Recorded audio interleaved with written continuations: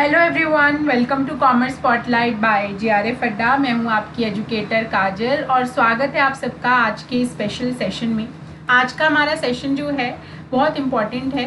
अगर आप PGT level exam की तैयारी कर रहे हैं या नेट सेट या किसी भी AP PhD लेवल एग्ज़ाम की तैयारी कर रहे हैं और अगर आपका कॉमर्स सब्जेक्ट है तो four feature of shares company accounting का एक ऐसा पोर्शन है जो आपको दोनों ही तरीके के एग्जाम्स में देखने को मिलता है, फोर फीचर और साथ में री इशू। और अक्सर यहाँ से आपको एक प्रैक्टिकल क्वेश्चन ही देखने को मिलता है और वहीं पर हमें आकर कंफ्यूजन होती है। तो आज की क्लास में मोटिव यही है कि क्लास एंड होते होते हम जो भी हमारे डाउट्स हैं प्रैक्टिकल प्रॉब्लम सॉल्व करते वक्त आते हैं उनको ठीक से क्लैरिफाई कर सके और समझते हुए चले, ताकि जब आप नेक्स्ट टाइम एग्जाम में बैठें और आपके सामने फोर फीचर और री इशू से रिलेटेड सवाल आए तो आप उसे सही आंसर करके आ सकें। सबसे पहले तो हमें समझने की जरूरत है कि फोर फीचर ऑफ शेयर्स का मतलब क्या हुआ। तो फोर फीट करने का मतलब होता है जब्त कर लेना। जब्त करना यानी कि कोई चीज किसी को आपने दी थी, ठीक है, लेकिन अगर आपको उसके बदले में एक्चुअल वैल्यू नहीं मिली तो आप उस चीज़ को वापस जब्त कर लेते हो कि नहीं, आपको नहीं दी जाएगी। ऐसा क्यों? ऐसे एक सिनारियो समझते हैं कि मान लो कोई कंपनी है आपकी पेन लिमिटेड, ठीक है, पेन लिमिटेड है, ये मार्केट से पैसा उठाना चाहती थी। इसने क्या किया, 1,00,000 शेयर्स इशू कर दिए, अलग अलग लोगों को इशू किए और इसने कहा मैं आपसे 3 हिस्सों में पैसे मांगूंगा। 100 रुपये का शेयर है, आप मुझे एप्लीकेशन पे 20 रुपये देना, 50 रुपये आप अलॉटमेंट पे देना और 30 रुपये आप मुझे कॉल पे, फर्स्ट कॉल पर देना, जो कि फर्स्ट एंड फाइनल कॉल होगी। अब सब लोगों ने पैसे दिए, ठीक है, तो इसके कुछ शेयर होल्डर्स ऐसे निकले, जैसे एक का नाम है नोटबुक लिमिटेड, सॉरी नोटबुक जो था वो क्या था, एक शेयर होल्डर था। वो पेन लिमिटेड में एक शेयर होल्डर था, उसने पेन लिमिटेड के 10,000 शेयर्स खरीद रखे थे, ठीक है। तो 10,000 शेयर्स के हिसाब से उसको 20 रुपये एप्लीकेशन पे देने चाहिए थे, ठीक है, 20 रुपये उसे एप्लीकेशन पे देने चाहिए थे। फिर 50 रुपये उसे अलॉटमेंट पे देने चाहिए थे और फिर 30 रुपये उसे कॉल पर देने चाहिए, यही बनता था। तो वेरी गुड, उसने अलॉटमेंट पे कर दी, नोटबुक ने सॉरी एप्लीकेशन पे कर दी, अलॉटमेंट भी पे कर दी। जब कंपनी ने उससे 30 रुपये कॉल के मांगे तो उसने देने से मना कर दिया। उसने कहा नहीं, मैं ये पैसे आपको नहीं दूंगा, मैं नहीं देना चाहता ये पैसे। बार बार कंपनी फ़ोन कर रही है, पेन लिमिटेड फ़ोन कर रहा है, उसे फ़ोन पिक नहीं कर रहा है, फ़ोन पिक कर रहा है तो पैसे देने से मना कर रहा है। तो बहुत सारे प्रयास करने के बावजूद ये 30 रुपये नोटबुक ने नहीं दिए। तो अब पेन लिमिटेड क्या करेगी, गुस्से में आकर कि भाई ये पैसे नहीं दे रहा है, ये पैसे नहीं दे रहा है, इसके पास मेरे 10,000 शेयर्स हैं, ऐसा करो अकाउंटिंग करो, एक एंट्री जर्नल एंट्री मारो नोटबुक के उसमें और उसके शेयर जब्त कर लो। ऐसे शेयर जब्त किए जाते हैं, यानी कि नहीं दे रहा है अगर वो पैसे तो जाने दो, अब क्या कर सकते हैं, मारपीट तो नहीं की जा सकती, तो जब्त कर लीजिए आप उसके शेयर। जब्त करने का यहाँ मतलब क्या हुआ कि जो 70 रुपये उसने हमें पहले से दे रखे थे वो भी हम उसको वापस नहीं करेंगे। ये बेसिकली आप समझ सकते हो एक तरीके की पनिशमेंट है जो हम नोटबुक को दे रहे हैं कि भाई देखो, तुम्हें हमें 100 रुपये दे देने चाहिए थे, लेकिन तुमने खाली 70 रुपये दिए, 30 रुपये नहीं दिए। तो अब 100 रुपये ना भरने की पेनल्टी है तुम्हारी, ये 70 रुपये, हम ये पैसा भी वापस नहीं करेंगे और साथ में अब ये 10,000 शेयर्स वापस किसके हो गए, पेन लिमिटेड के हो गए।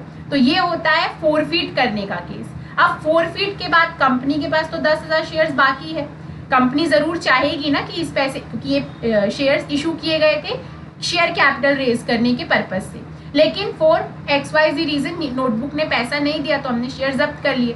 अब हमारा 10,000 शेयर्स के ऊपर तो शेयर कैपिटल आया नहीं, तो कंपनी क्या करती है कि यार चलो कोई बात नहीं, सारे लोग नोटबुक जैसे नहीं होते, हम क्या करते हैं इन 10,000 शेयर्स को ना वापस से इशू करते हैं। ये जो वापस से इशू करना है ना, इसी को हम क्या बोलते हैं, री इशू, ठीक है, कि दोबारा से इशू करते हैं। ये कौन से शेयर्स हैं, जो हमने किसी और शेयर होल्डर को दिए थे, इशू किए थे, अलॉट किए थे, लेकिन उसने पैसा नहीं दिया, चाहे अलॉटमेंट पे चाहे कॉल पे, और हमने उसके शेयर जब्त करके इन्हें वापस से किसी और को इशू किया ताकि वो हमें पैसे दे। ये होता है आपका बेसिकली, अगर हम कॉन्सेप्ट देखें तो थ्योरेटिकली।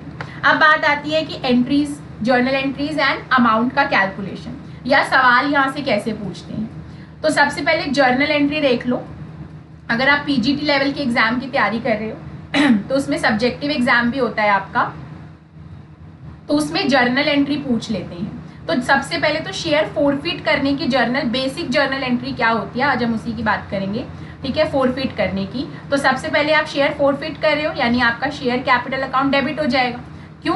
क्योंकि आपके पास कैपिटल कम हो जाएगी। फोरफिट करने का यही मतलब, वो कैपिटल कम हो रही है तो हम उसे डेबिट कर रहे हैं। 2 फोरफिट शेयर्स, क्योंकि जो पैसा आपने 70 रुपये जैसे मैंने रख लिया था, वो मेरे लिए क्या हुआ, टोटल प्रॉफिट या इनकम में कहूँ तो वो क्या हो गया, मेरा क्रेडिट हो जाएगा। तो फोरफिट शेयर्स। 2 आपका कॉल सिनेरियो, जो पैसा उससे नहीं मिला,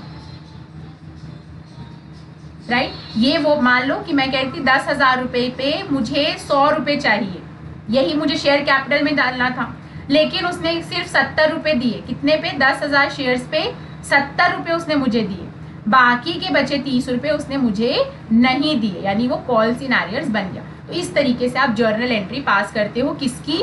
ये एंट्री है आपकी फोरफिट करने की। फिर फोरफिट करने के बाद आप री इशू करते हो, तो री इशू की एंट्री होगी।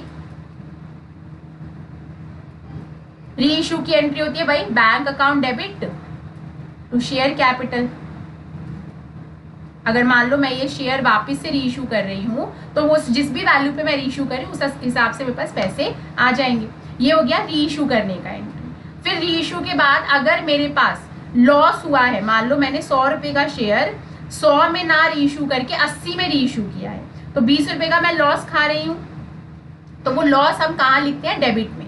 किस नाम से लिखते हैं? फोरफिट, क्योंकि ये लॉस आपका कंपनसेट किया जाता है यहीं से, यही मेरा सरप्लस है ना, तो यहीं से ये लॉस कंपनसेट किया जाता है, ठीक है। तो अगर मान लो हम प्रीवियस एग्जाम्पल को ही कैरी फॉरवर्ड करें, तो मैंने ये 100 रुपये का शेयर 80 में री इशू किया था, 10,000 शेयर्स, यानी कि मैंने 80 में री इशू किए, बट मेरे शेयर कैपिटल में तो फेस वैल्यू आती है, तो 10,000 इंटू 10 शेयर कैपिटल में आना चाहिए, बट बैंक में मुझे कितना मिलेगा? 10,000 इंटू 80 खाली, 10 नहीं 100, ठीक है, 80 मिलेगा। क्यों? क्योंकि मैंने 80 में री इशू किए हैं। तो बाकी का बचा 20 रुपये मैं कहाँ से कवर करूंगी?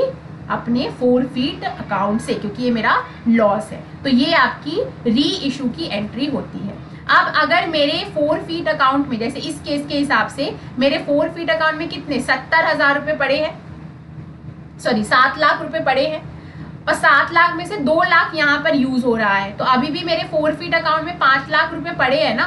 तो ये 5 लाख की जो हम एंट्री करते हैं वो कैपिटल रिजर्व में डालने की एंट्री करते हैं, यानी थ्रेड में इसके बाद जो एंट्री होती है वो कैपिटल रिजर्व में पैसा ट्रांसफर करने की होती है। तो एंट्री क्या हो जाती है आपकी? Forfeit shares account to capital reserve. जितना पैसा आपके पास फोरफिट में पड़ा है, अब उस सारे पैसे को आप कैपिटल रिजर्व में ट्रांसफर कर दीजिए, ठीक है। आई होप आपको समझ में आया होगा। यही बेसिक जर्नल एंट्रीज यही हमें देखने को मिलती है। अब एक क्वेश्चन के थ्रू और ज्यादा डिटेल में समझने की कोशिश करते हैं। जैसे एक सवाल दे रखा है आपको कि कंपनी है, उसने 10,000 शेयर्स इशू किए, एक शेयर 10 रुपए का था, 3 एप्लीकेशन, 4 अलॉटमेंट, 3 कॉल, तो हो गया टोटल 10। कोई एक्स था जिसके पास 500 शेयर्स पड़े थे कंपनी के, उसने अलॉटमेंट भी नहीं दिया, कॉल भी नहीं दिया, उसके शेयर्स को फोरफिट किया गया, और बाद में उन 500 में से 300 शेयर्स को हमने क्या कर दिया? री इशू कर दिया। कितने पे? 8 रुपए पे। तो हमें बताना है भाई कैपिटल रिजर्व में कितना पैसा जाएगा। तो सबसे पहले तो शेयर फोरफिट कर लीजिए। तो फोरफिट की जैसे अभी हमने बात की, मैं जर्नल एंट्रीज के साथ बता रही हूँ, ठीक है। सबसे पहले तो शेयर्स फोरफिट होंगे, तो यानी कि यहाँ आएगा shares, share capital to forfeit share to call scenarios, ठीक है। तो यहाँ हमने लिखा है, हम सिर्फ एक्स की बात करेंगे, खाली एक्स ने पैसा नहीं दिया है ना, तो हम खाली एक्स की बात करेंगे। एक्स के पास कितने? 500 शेयर्स थे, एक शेयर 10 रुपए का है, यानी मुझे 500 इंटू 10 के हिसाब से पैसा आना चाहिए था शेयर कैपिटल में, लेकिन उसने एप्लीकेशन और अलॉटमेंट नहीं दी। अब एप्लीकेशन अलॉटमेंट मिला के कितने की है? 7 रुपए की, यानी मेरे पास 500 इंटू 7 के हिसाब से पैसे नहीं आए, तो कितने के हिसाब से आए? खाली एप्लीकेशन मनी आया ना, एप्लीकेशन कितने की है? 3 रुपए की है, यानी मेरे पास 500 इंटू 3 के हिसाब से पैसे आ गए हैं। तो बस ये आपकी जर्नल एंट्री हो जाएगी, ये 5000, ये 1500 और ये 3500, राइट। ये आपकी हो गई 4। यहाँ हमने क्या किया है, कंपनी ने क्या किया है, एक्स के शेयर को फोरफीट कर लिया है। यहाँ हमने, कंपनी ने यानी कि एक्स के शेयर्स को, 500 शेयर्स को फोरफीट कर लिया है। फिर क्वेश्चन आगे कह रहा था कि इन 500 शेयर्स में से कंपनी ने 300 शेयर्स री इशू किए हैं सिर्फ, यानी कि सारे शेयर्स नहीं री इशू किए, खाली 300 शेयर्स री इशू किए हैं। अब हम री इशू की एंट्री कर लेते हैं। तो bank account debit to share capital कितने, 300। फेस वैल्यू थी 10 रुपए, तो मतलब सॉरी, फेस वैल्यू थी 10 रुपए, तो शेयर कैपिटल में तो 10 रुपए आएगा, लेकिन बैंक में कितना आएगा, जितने पे आपने री इशू किया है। ठीक है,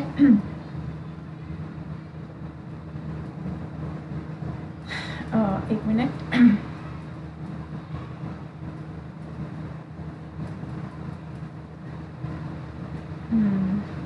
यहाँ पर 10 नहीं आएगा, यहाँ पर 8 आएगा, क्योंकि 8 रुपए के ऊपर हमने री इशू किया है ना, तो बैंक में हमारे पास 8 रुपए के हिसाब से ही पैसा आएगा। Just a moment.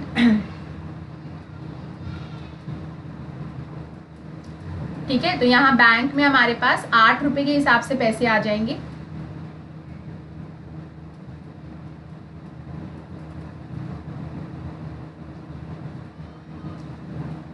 चलो, यहाँ बैंक में आपको 300 इंटू 8 के हिसाब से लिखना है।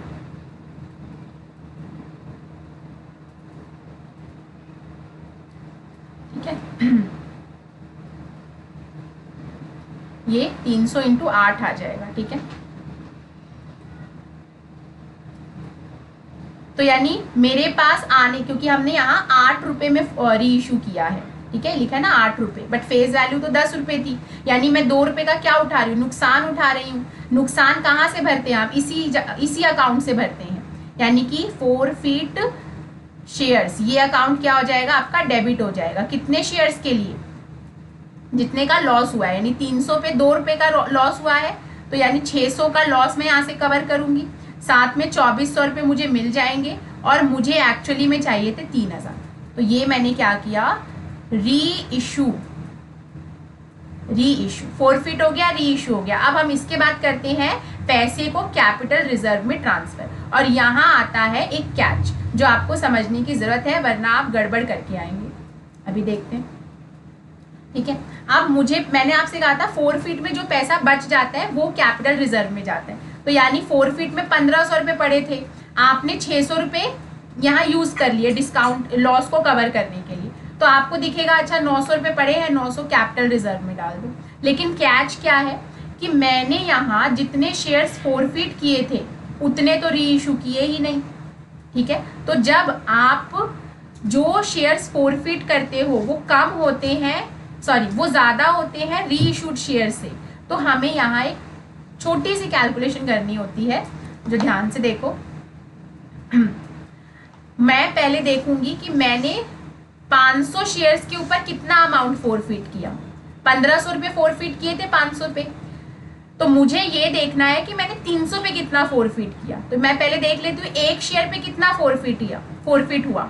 1500 इंटू 1500 अपॉन में 500, यानी कि 3 रुपये। एक शेयर पे मैं 3 रुपये फोरफीट कर रही हूँ।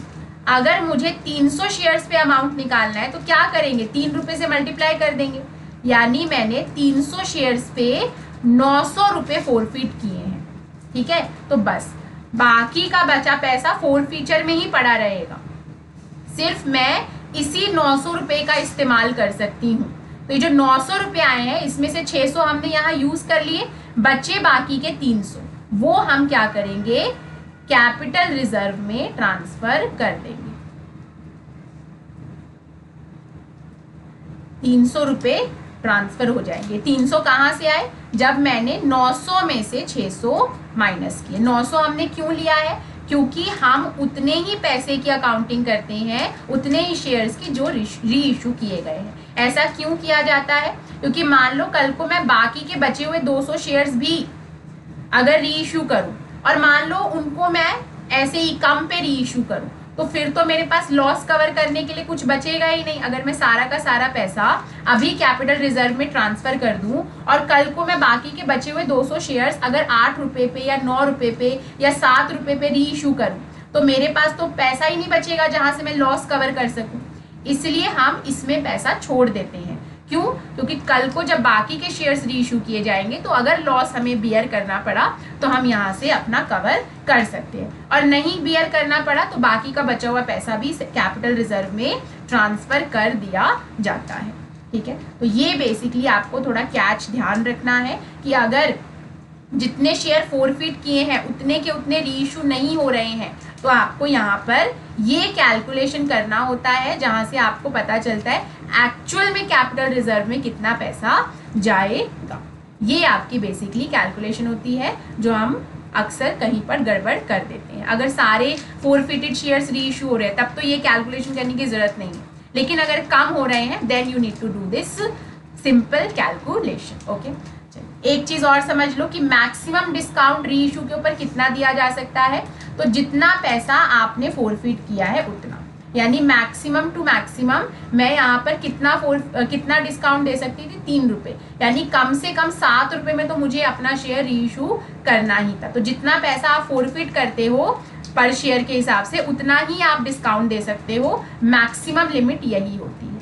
ठीक है, चलो ये क्वेश्चन है, सेम कैपिटल रिजर्व निकालना है आपको। ये मैं आपको होमवर्क में दे रही हूँ, अगर आप ये होमवर्क होगा, ठीक है, अगर आप कॉन्सेप्ट समझ गए हैं तो you will be able to solve this very quickly और इजीली, और सही आंसर आएगा। ठीक है, तो ये आपका होमवर्क है जिसे आपको करना है और आंसर आप कमेंट करके बता सकते हैं। ठीक है, तो क्या आंसर आया कमेंट करके ज़रूर बताना, और अगर आप कोई स्पेसिफिक टॉपिक पढ़ना चाहते हैं यूजीसी नेट या पीजीटी से related from paper two commerce, तो आप वो भी कमेंट करके बता सकते हैं, मैं उस टॉपिक के ऊपर भी वीडियो लेकर ज़रूर आऊँगी। ठीक है, चलिए, तो अगर आप यूपीएलटी ग्रेड की तैयारी कर रहे हैं तो आपका फाउंडेशन बैच लाइव है। अगर अभी तक आपने ज्वाइन नहीं किया है तो आप कॉमर्स के लिए ज्वाइन कर सकते हैं। अगर आप दिसंबर वाला अटेम्प्ट देना चाहते हैं तो आपके लिए प्रीमियम 2.0 बैच भी लाइव है, अभी भी टाइम है, यू कैन स्टिल ज्वाइन। साथ में अभी आपका ऑफर भी लग जाएगा 20% ऑफ का, क्योंकि नवरात्रि का कोड है NVR20,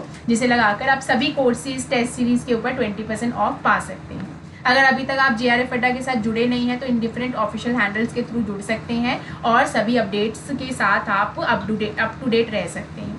आप ऐप भी डाउनलोड कर सकते हैं, बिकॉज यहाँ पर आपको बहुत सारे फ्री बेनिफिट्स देखने को मिलेंगे, जिसमें आपको बिना कुछ पैसे दिए ये सारे test, PDFs, length mock test, full length paper 1 का मॉक टेस्ट और फ्री काउंसलिंग सेशन भी आपको दिए जाते हैं, जहाँ आप एजुकेटर के साथ अपने बातों को डायरेक्टली रख